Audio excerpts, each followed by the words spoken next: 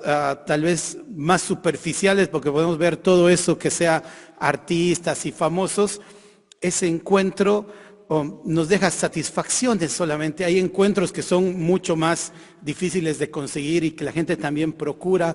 Yo recuerdo cuando estaba por entrar al trabajo donde ahora estoy, muchos años antes, yo escuchaba de esa empresa donde trabajo y decía, uy, dice que es la metalúrgica más grande de la Argentina, entonces yo quiero trabajar ahí, y que mandaba mi currículum y veía quién me puede hacer el contacto para llegar a la persona que lea mi currículum, por lo menos que lo lea y después me diga, bueno, que entre o que me dé una entrevista, ¿no? Y buscaba ese encuentro, después me olvidé y en el tiempo del Señor fue por otro lado que pude llegar ahí, pero uno busca eso también, ¿no? Ese encuentro, saber quién puede tener esa mano, ese contacto, esa persona que te pueda dar una estabilidad laboral, que te pueda dar algo que estás soñando, tal vez cuando estás buscando para hacer un trabajo, recuerdo en la universidad, querer hablar con ese docente o con aquel especialista para que te pueda dar una mano, leer lo que estás haciendo y que te dé una idea de cómo vienes,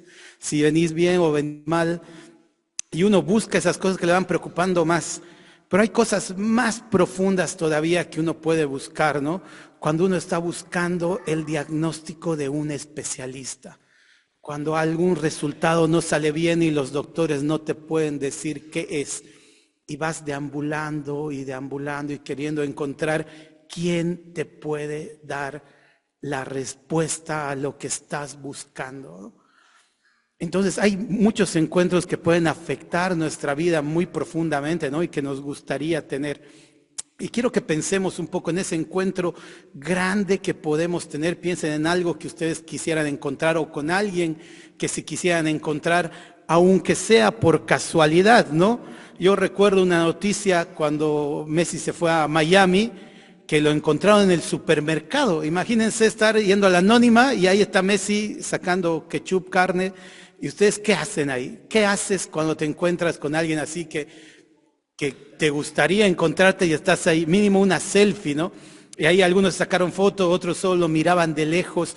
Hay diferentes reacciones cuando uno llega a tener un encuentro con alguien que no espera o con alguien que admira mucho, o ese encuentro que esperas, a veces lo que has pensado en tu mente, en tu corazón, se te traban las palabras y no logras decir nada y te quedas ahí y como que parece que perdiste la oportunidad, ¿no?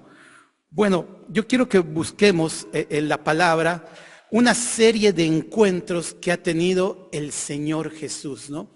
El Señor Jesús, en la época en la cual vino al pueblo judío, el pueblo judío se preguntaba si era el Mesías, si no era el Mesías, si era el enviado, si no, si era un profeta, no era un profeta.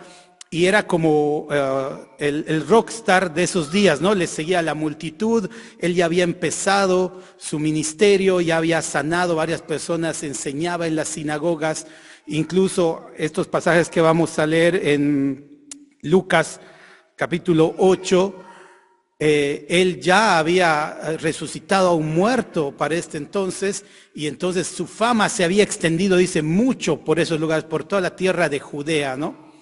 Y él está ahí después de hacer unos cuantos milagros en la tierra de Judea, la gente la está siguiendo, llega al mar de Galilea, que es un lago gigante, y él decide pasar al otro lado, ¿no? Está como en la cúspide de su fama, toda la gente persiguiéndolo, y él decide pasar a la zona de que no es judía, ¿no? A la zona gentil, a Decápolis, y va a Gadara.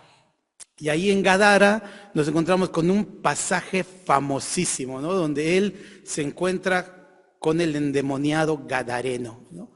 El endemoniado dice que sale a su encuentro, o sea, como que se chocan ahí en medio camino, y el Señor Jesús ve esa situación del endemoniado y tiene misericordia hacia él. Este encuentro es interesante con el Señor Jesús porque el endemoniado no le va a pedir algo, no hay alguien que lleve al Señor Jesús a orar por el endemoniado, no hay nadie que le está diciendo al Señor Jesús, vamos que allá mi hijo o mi hermano o alguien que conozca, que sea familiar del endemoniado lo lleve.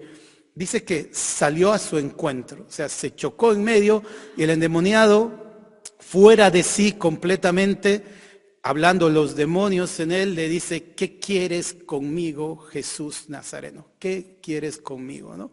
Bueno, y el Señor Jesús ahí lo ve a él, y si tengo que resumir todo lo que pasó en ese momento, yo creo que el Señor Jesús lo vio y dijo: me necesita. Vio la necesidad que ese hombre tenía de encontrarse con el Señor Jesucristo, ¿no? Entonces, no sé cuál es tu idea de ese gran encuentro que deberías tener o que quisieras tener en tu vida, pero hay una realidad, ¿no? El Señor Jesús ve tu necesidad. Tal vez nuestro corazón y nuestra mente piensa en encuentros más superficiales, encontrarse con famosos, encontrarse con políticos, encontrarse con profesionales, con cosas que van a cambiar nuestra vida tal vez por un par de años, o tal vez no lo cambien para nada, solo nos den un momento de alegría, pero hay un encuentro que puede cambiar nuestra eternidad, ¿no? Hay un encuentro que puede cambiar nuestra eternidad. Y algunos, como este endemoniado gadareno, cuando ocurre ese encuentro están fuera de sí, no están conscientes, no lo están buscando. Posiblemente esta noche te hayan traído acá obligado, te hayan traído o por mucha insistencia, no sé si a la fuerza, o de repente en Facebook te chocas con esto y decís: bueno, y se tilda y no cambia, y bueno, ni modo, lo escucharemos, a ver qué dice. No sé en qué situación te encuentras en este momento, ¿no? Pero el Señor ve esa situación del endemoniado y dice: me necesita. Y así como lo ve a Él, Él ve tu corazón, ve mi corazón y conoce nuestra necesidad, ¿no? Entonces, de este encuentro quiero que recordemos eso: el Señor viéndonos con misericordia. Necesitamos de Dios, tenemos una necesidad de Dios, aunque algunos no lo percibamos como tal, ¿no? Bueno, después de que pasa eso, el Señor Jesús sana a este endemoniado. Dice que la gente, Él sanó al endemoniado, sacó los demonios, los mandó a los cerdos, el hato de cerdos corrió por un desfiladero, se mandaron al mar, se murieron. Entonces los que apacentaban los cerdos fueron al pueblo a avisar lo que había pasado. Este endemoniado era famosísimo en el pueblo, era el loco del pueblo. Y bueno, todos vienen a ver, y dice que lo encuentran sentado, vestido y en su juicio cabal a los pies del Señor Jesús, ¿no? Y vayamos a Lucas 8:37 y vamos a ver cómo reacciona el pueblo a este encuentro con el Señor. Lucas 8:37. Dice: entonces toda la multitud de la región alrededor de los Gadarenos le rogó que se marchase de ellos, pues tenían gran temor, y Jesús, entrando en la barca, se volvió, ¿no? Había hecho un gran milagro el Señor Jesús en esa ciudad. Llegó y solamente, a diferencia de en Judea, que enseñaba en las aldeas, enseñaba en las sinagogas, sanaba enfermos, solamente fue y sanó a uno.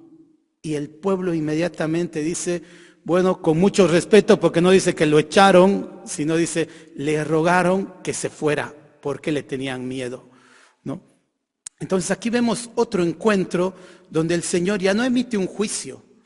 Ni siquiera vemos que el Señor diga que tiene misericordia de ese pueblo, como a veces con Jerusalén, donde Él se dolía al ver la multitud, ¿no? Acá no. El Señor dice que se da la vuelta y se va, ¿no? Entonces aquí yo quiero que veamos algo. Cuando el encuentro es multitudinario, cuando todos nosotros nos reunimos, o cuando un grupo de gente se reúne, la reacción que va a tener frente al Señor Jesús puede que sea buena, puede que sea mala, pero no va a hacer efecto en su vida.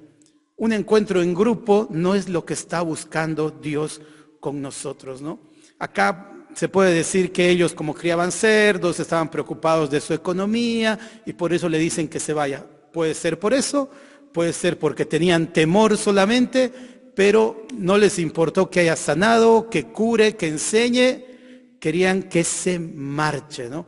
un rechazo a ese posible gran encuentro que todos ellos podían tener con el creador del mundo, ¿no? ¿Se imaginan eso? Poder estar en la presencia de Dios, que el Señor Jesús haga acá una cristofanía, venga, descienda y que la mitad salimos corriendo de miedo, ¿no? Por lo que sucede. Entonces, es como, veo como un desperdicio total, ¿no? A ese gran encuentro que podían tener. Pero bueno, el pueblo dice, márchate, márchate, por favor, márchate. Le rogaron que se fuera. ¿Y él qué hace? Sube al barco y vuelve a Judea, ¿no? Vamos al versículo Lucas 8:40. Y dice, cuando volvió Jesús, le recibió la multitud con gozo porque todos le esperaban. Bueno, todos habían estado siguiendo al Señor Jesús, vieron que se iba en la barca, se fue a la otra ciudad y lo estaban esperando, ¿no? Hay como una emoción por el Señor Jesús. Dice que lo recibieron con gozo, con alegría, estaban todos felices porque había vuelto. Pero si seguimos el relato hacia abajo, esa situación de felicidad, de alegría, de esperar al Señor en grupo, tampoco surtió un efecto sobre la gente. No surtió un efecto. Ellos mismos, pocos versículos después, se van a ir. Ellos mismos, un tiempo después, van a querer crucificarlo y van a gritar, crucifícale. Ellos mismos después van a rechazar al Señor Jesús.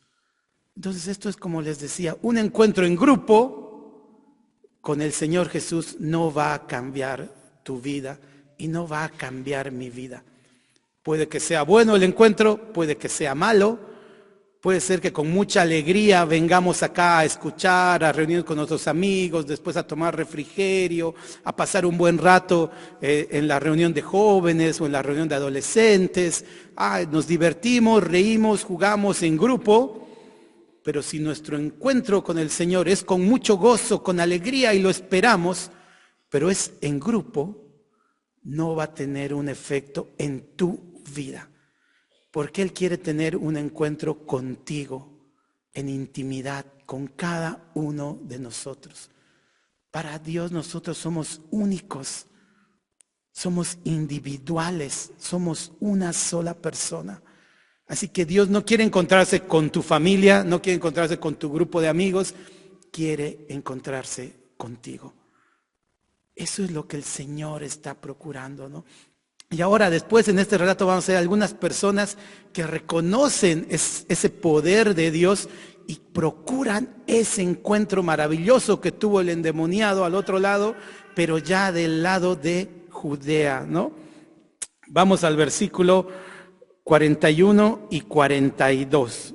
Lucas 8, 41 y 42 dice, entonces vino un varón llamado Jairo, que era principal de la sinagoga, y postrándose a los pies de Jesús, le rogaba que entrase a su casa.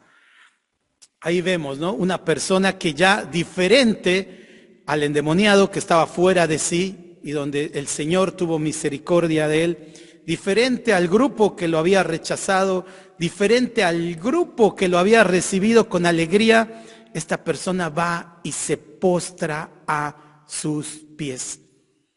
Y ese hecho de postrarse a sus pies mostraba no solamente un respeto, humildad, sino reconocimiento de quién era él. Porque dice que era principal de la sinagoga, Jairo. Era una persona que sabía delante de quién se estaba postrando. Sabía cómo, de qué manera y por qué el Señor Jesús podía ayudarlo. Y esta persona va al Señor Jesús de una manera diferente, va y dice, te necesito, te ruego que vayas a mi casa. Y el versículo 42, entendemos la profundidad de su ruego, dice, porque tenía una hija única, como de 12 años, que se estaba muriendo. Que se estaba muriendo, qué necesidad, ¿no? Ahí todos los que lo echaron fuera y todos los que recibían con alegría en general, no estaban viendo la necesidad que tenían del Señor Jesús, hasta que este hombre reconoce en su vida, en su familia, en su situación, cuánto necesitaba el poder de Dios en su casa. Tenía su única hijita, 12 añitos, preado, correteando por ahí, que estaba enferma, agonizando y a punto de morir. Entonces no le importó su autoridad, su reconocimiento, lo que iban a decir el resto de los de la sinagoga, el resto de judíos. No le importó lo que iban a pensar los del Sanedrín. Él va y se postra delante del Señor y le dice: te ruego que vayas conmigo. Él reconoce que necesita el poder de Dios en su casa, que su hija necesita del poder de Dios, tanto él como su hija, ¿no? Y esto me hace pensar un poco que tal vez algunos no hemos estado como el gadareno, sin querer el encontronazo con Jesús, sino buscando algo, sabiendo que tenemos un dolor, una dolencia, una necesidad. Puede ser una necesidad de trabajo. Hay muchas personas que se acercan al Señor queriendo buscar que el Señor bendiga sus vidas, que está bien, es una necesidad que tenemos natural y vamos a Dios, reconocemos que Él es una fuente de bendiciones y vamos a buscarlo, está bien. Pero algunos también podemos reconocer en nuestros hermanos, en nuestros amigos, orar por ellos, llevarlos a la iglesia, decir: Señor, te necesito para que Él pueda sanar su vida, que tú puedas rescatarlo a Él también. Y eso también es válido. Entonces no sé si tal vez esta noche tú estás en una situación así, necesitando del poder de Dios en tu vida, ¿no?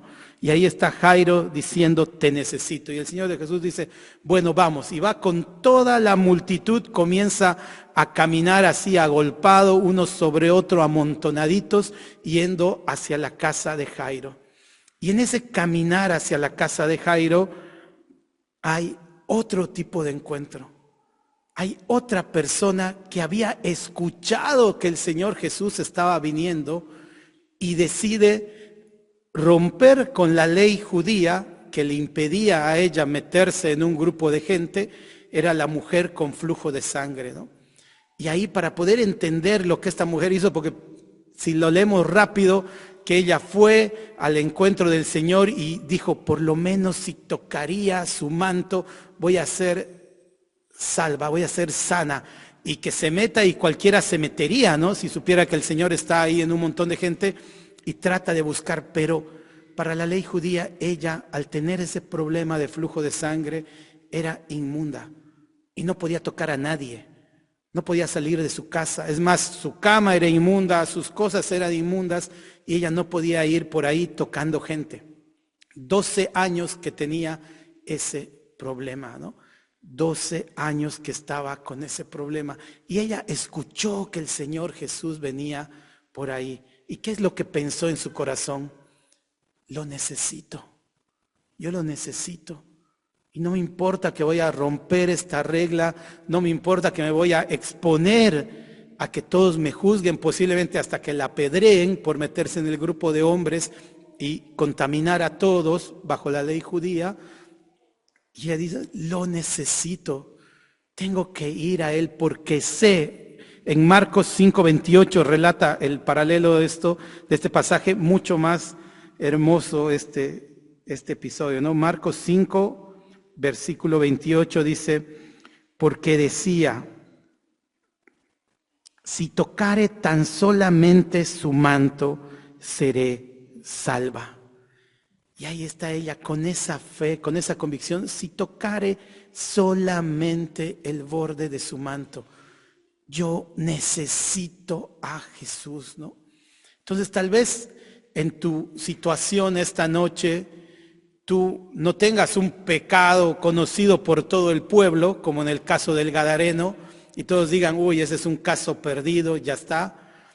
Tal vez no tienes una necesidad familiar o de un amigo como de Jairo, sino tienes algo en tu interior, algo que te duele, algo que es íntimo tuyo, algo tan íntimo como el problema que tenía esta mujer, ¿no? algo que solo tú le puedes decir al Señor y no quieres que nadie más se entere.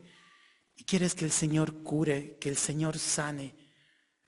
Puede ser un dolor, puede ser una aflicción, puede ser amargura que tengas por alguna persona, puede ser un pecado que tengas en tu vida y que te avergüenza de sobremanera y dices, no, Señor, nadie se puede enterar que soy contaminante, digamos, así.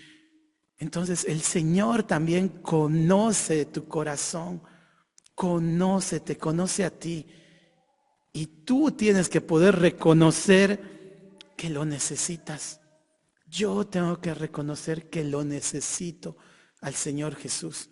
Y ojalá pudiera tener esa fe y tú puedas tener esa fe que tenía la mujer con el flujo, que solo con escuchar que el Señor estaba cerca, decidió salir, meterse en la multitud y decir, solo tengo que rozarlo, solo tengo que acercarme un poquito y sé que Él tiene el poder para sanarme, ¿no? Decir, lo necesito, lo necesito. Y siguiendo este pasaje, después de que el Señor Jesús sana a esta mujer, llega la noticia, ¿no? Que la hija de Jairo, que es donde estaba yendo el Señor, ha muerto. Y le dicen a Jairo, no molestes más al maestro, tu hija ha muerto. Y ahí el Señor Jesús dice, no, esperen un ratito, no te preocupes, le dice a Jairo, cree solamente, no escuches lo que está diciendo la gente. Y hace algo interesante que llama mucho la atención, Marcos 5:37. Dice, entonces, no, me fui a Lucas, Marcos 5:37. Y no permitió que le siguiese nadie, sino Pedro, Jacobo y Juan, hermano de Jacobo. Y el 38 más leamos. Y vino a casa del principal de la sinagoga y vio el alboroto y a los que lloraban y lamentaban mucho, ¿no? Acá el Señor Jesús dice, bueno, piensan que está muerta, vamos, pero no vamos con todos. Ya no venga toda la multitud, no vengan sus 12 discípulos, sino solamente a Pedro, Jacobo y Juan, sus 3 amigos, sus 3 íntimos, para poder ir a la casa de Jairo y hacer su obra. Y ahí puedo resumir, digo, ¿por qué? Jesús no podía ir solo. Después lees el pasaje y dice, ¿qué hizo Pedro? Él dijo, agarrar la puerta, que no se meta nadie. No le dice nada. Solo lo acompañan al Señor Jesús y el Señor Jesús hace el milagro. Y dice, ¿por qué los llevó? ¿Para mostrarles la obra? Yo creo que los llevó para demostrarles que los discípulos cercanos, los amados, los íntimos del Señor, son los que participan en la obra milagrosa del Señor. Ellos sí pueden ir, no los 12 en general. Tal vez pensamos siempre en Judas, y Judas dice, bueno, como era traidor y además era ladrón, dice la Biblia, podía decir, vengan todos menos vos, ¿no? Todos menos Judas. Pero no, al resto también el Señor los hace a un costado y lleva a sus íntimos, a sus discípulos. Y yo creo que ellos habrán sentido en su corazón, nos necesita el Señor para hacer su obra. Y es lo que nosotros ya, después de haber tenido el encuentro con el Señor, y esto ya hablando a la iglesia, es lo que nosotros tenemos que reflexionar y saber. Ahora la obra del Señor se hace con tus manos, con mis manos, con tu boca, con tu billetera. Así se hace la obra del Señor. Es lo que Él nos ha encomendado. Ahí el Señor seguramente les estaba mostrando su poder. Son los mismos 3 que le acompañaron al Getsemaní en su dolor. Son los mismos 3 que le acompañaron a la transfiguración para ver su gloria. Son los 3 que estaban siempre junto a Él. Son sus íntimos, sus amigos, ¿no? Y es esa relación la que tenemos que procurar si queremos participar de lo poderoso que es Dios y de los milagros que Dios puede hacer. ¿Quieres ser parte de la obra del Señor? Tienes que estar en ese grupo de 3. Si no, vas a poder venir acá, vamos a cantar, vamos a pasar un buen rato, está muy bien, vas a escuchar la palabra, pero si te vas y te olvidaste del Señor hasta el miércoles o hasta el domingo, no estás en ese grupo de 3. No estás entre los íntimos del Señor. Y el Señor necesita a esos íntimos para seguir haciendo su obra hoy en día. Así que, hermanos, tenemos que procurar estar ahí, ser uno de esos 3 para poder participar, ¿no? Porque si no, somos espectadores. Y el Señor no quiere espectadores, quiere discípulos amados, quiere hijos comprometidos. Eso es lo que el Señor está buscando de ti y de mí, ¿no? Bueno, hay una palabra que se repitió mucho y que como que iba resumiendo, ¿no? Entre todas las cosas era que el gadareno, por ejemplo, el Señor Jesús vio y dijo, me necesita. La necesidad que tiene el hombre de Dios. El Señor Jesús vio al endemoniado gadareno y dijo, me necesita. Cuando Jairo vio al Señor Jesús que volvió, él en su corazón decía, lo necesito, y se olvidó de todo su poder para postrarse a sus pies. Y la mujer con el flujo de sangre, cuando lo vio pasar, dijo, lo necesito, no me importa arriesgarme a lo que me pueda pasar para llegar a Él. La necesidad que tenemos de Dios es fundamental para que Dios haga un milagro en tu vida. Reconocer esa necesidad de Dios en tu vida y en mi vida, pero una necesidad fundamental, ¿no? En Romanos 6:23, conocidísimo, dice, porque la paga del pecado es muerte, mas la dádiva de Dios es vida eterna en Cristo Jesús, Señor nuestro. Estamos muertos. Si llegamos a entender que nuestro pecado nos hace estar alejados de Dios para siempre, que esta vida efímera de 70, 80, en algunos un poquito más, que podríamos llegar a vivir, es nada comparada con la eternidad, y que después de eso nos va a esperar encontrarnos con el Señor. Ahí podemos ver qué gran necesidad realmente tenemos de estar a cuentas con Dios, de estar bien con Dios. Hay una necesidad que tiene el hombre de poder pagar esa deuda que nos ha producido el pecado, ¿no? Dice, la paga del pecado es muerte. Entonces tenemos una gran deuda, una necesidad de crédito gigantesco que no vamos a poder cubrir. Pero el mismo versículo dice, mas la dádiva de Dios, no es un crédito, no es un préstamo, el regalo de Dios es vida eterna en Cristo Jesús, Señor nuestro. Cuando en la eternidad pasada Dios y el Hijo vieron al hombre, te vieron a ti, me vieron a mí, nos vieron como el endemoniado, con pecados en el mundo, con mentiras, con malos pensamientos, con malas acciones, con maldad. Ellos dijeron, me necesitan, me necesita. Y el Señor Jesús dijo, yo voy a ir a morir en una cruz para cubrir esa necesidad. Él ya hizo su parte. Él ya vino a morir en la cruz por ti y por mí, pagando ese precio impagable por nosotros.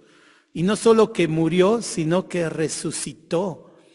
Y como resucitó, nos puede dar vida eterna como un regalo. ¿Y qué es lo que tenemos que hacer entonces nosotros? ¿Qué nos queda? Arrepentirnos de ese pecado. Ver la necesidad de Dios e ir como Jairo, ir como la mujer, acercarnos a Él y decir, si tan solo Él escuchara mi oración, pues sí, Él puede escuchar tu oración esta noche.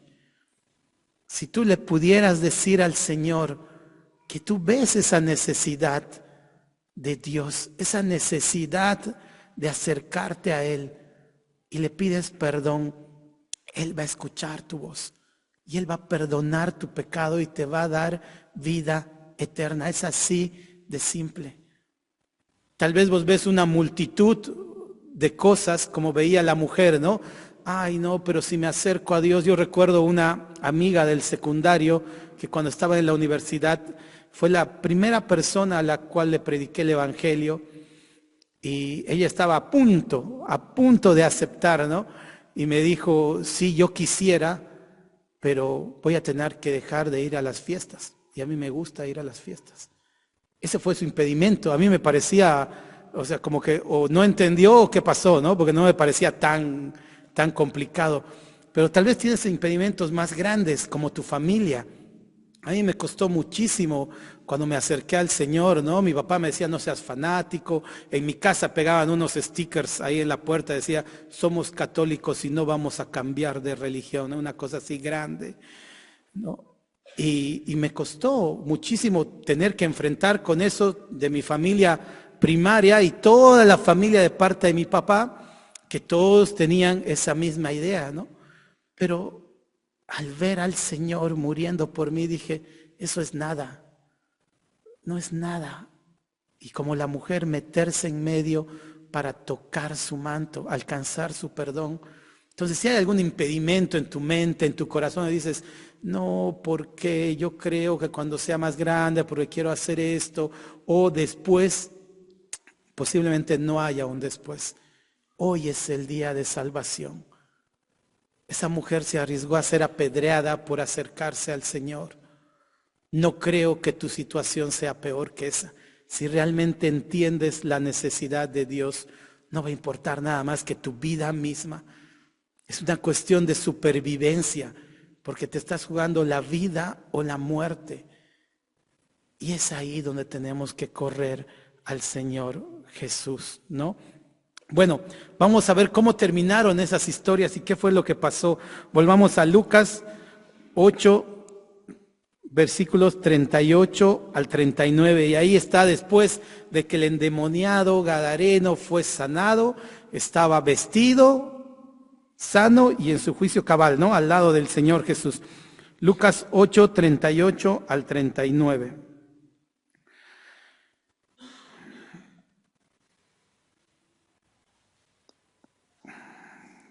Lucas 8, 38 dice, y el hombre de quien habían salido los demonios le rogaba que le dejase estar con él, pero Jesús le despidió diciendo, acá hay algo interesante, ¿no? El hombre que había sido perdonado quería estar al lado del Señor, quería subirse a la barca con él e irse a Judea, pero el Señor le tenía una función mucho mejor, dice 39, vuélvete a tu casa y cuenta cuán grandes cosas ha hecho Dios contigo.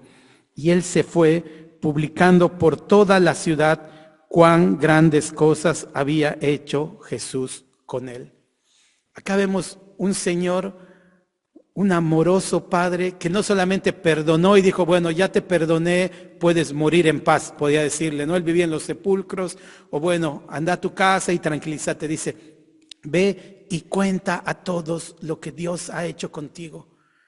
Este pobre hombre había sido humillado por los demonios, por Satanás, por el pecado, en público, delante de todo el pueblo. Y el Señor le manda adelante todo el pueblo mostrar cuán grande es Dios restaurando vidas, cuán grande es Dios restaurando personas y cuán poderoso es Dios para transformar.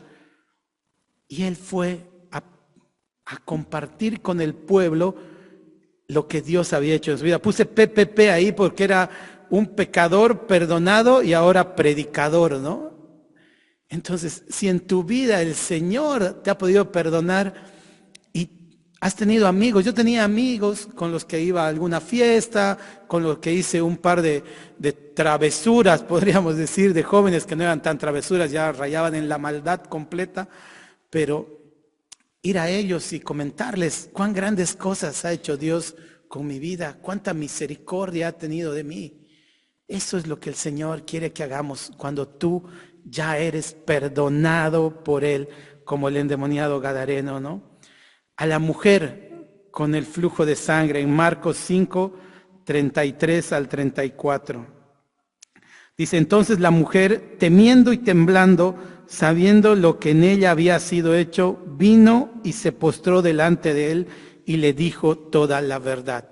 Bueno, acá, la mujer cuando había tocado el manto, el Señor Jesús se dio cuenta que había salido poder de él y que él no había instruido, no había sido como el endemoniado que le dijo a los demonios, sal fuera, eres libre, no.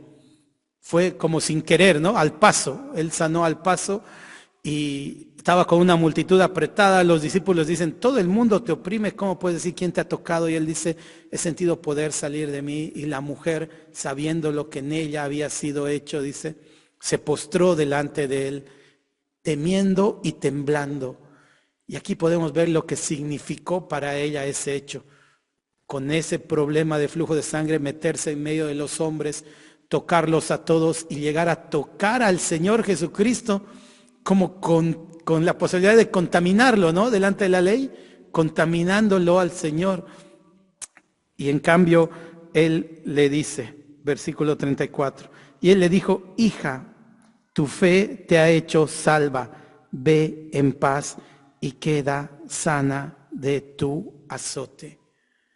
Si nuestros problemas, si nuestros dolores, si nuestros pecados son internos, son del corazón, son íntimos, son cosas que no es fácil compartir con alguien, el Señor va a curar tu corazón.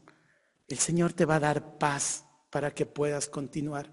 Así como a la mujer del flujo de sangre, ¿no? Ella no le dice, ve y di a todos que ha sido sanada del flujo de sangre. No, porque algo que la tenía dolorida, había gastado todo su dinero, la tenía avergonzada, la tenía relegada, la tenía olvidada, la tenía maltratada. Era una situación muy terrible para esa mujer. Y él dice, ve en paz, sé sana de tu azote, tu fe te ha salvado. El Señor puede poner paz a ese tu corazón que está amargado, a ese tu corazón dolido, a ese tu corazón que a veces quiere venganza. El Señor puede poner paz. Y el último, la hija de Jairo, ¿no? Que era donde Jairo quería llevar al Señor y el Señor fue con sus discípulos, su papá y su mamá. Lucas 8:50, vamos a leer.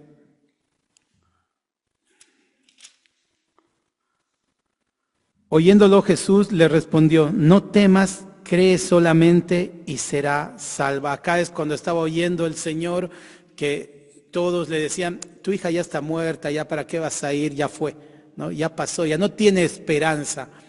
Y a veces nuestros problemas, nuestra situación, pensamos que ya no tienen esperanza. Tal vez tú mismo piensas que eres una causa perdida, ¿no? Recuerdo un amigo que tengo todavía allá en Bolivia que era terrible, ¿no? Y su mamá buscaba ayuda con todo lado a ver qué podían hacer y todos le decían, no, ya es una causa perdida, tu hijo, es una causa perdida. Y pienso que lo mismo le decían a este padre y él sentía la profunda decepción en su corazón y él le dice, no temas, el Señor Jesús, cree solamente y serás salva. Versículo 54 dice, mas él tomándola de la mano clamó diciendo, muchacha, levántate. Y el versículo 56, y sus padres estaban atónitos, pero Jesús les mandó que a nadie dijesen lo que había sucedido.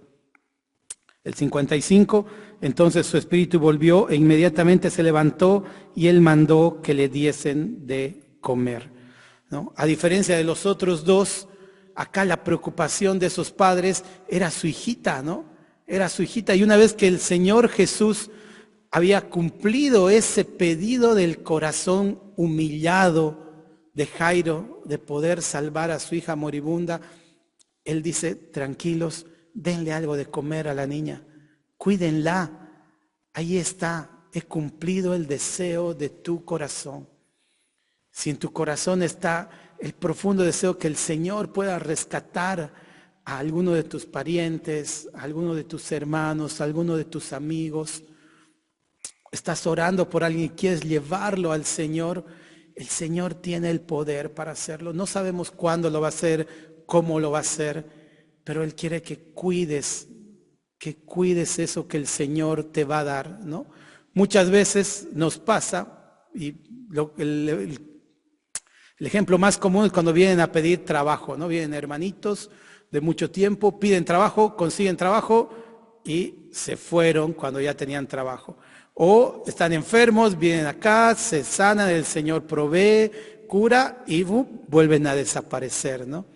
Cuando el Señor dice, cuida esto que te estoy dando, esta relación que te estoy dando, más que el trabajo y la salud, Él dice, esta relación, este encuentro contigo, esta conexión que hemos tenido, cuídala, porque es valioso para Él y es valioso para nosotros. Oremos, hermanos. Padre bendito, Señor amado, nuestro Dios santo, te doy gracias, Padre, por esta noche. Te doy gracias, Señor, por tu palabra. Te agradezco tanto, Señor, porque conoces mi corazón. Conoces el corazón del hombre. No hay necesidad que nadie te cuente lo que tenemos, Señor. Y tú, en vez de ver a alguien desechable, alguien perdido, alguien insalvable, Señor, ves a alguien con necesidad. Y has venido a este mundo, te has hecho hombre y has muerto en la cruz por mi necesidad, Señor. Te necesito, Padre. Te pido, Señor, que todos reconozcan esta noche la necesidad que tenemos de ti, de tu perdón, de tu salvación, de tener comunión contigo, Padre Santo. Y tú puedas, Señor, perdonar esos pecados. Que tú puedas, Señor, sanar esos corazones de los que van a ti a pedirte perdón, Señor. Te pido por todos los que están oyendo esta palabra, Padre. En el nombre de Cristo Jesús. Amén.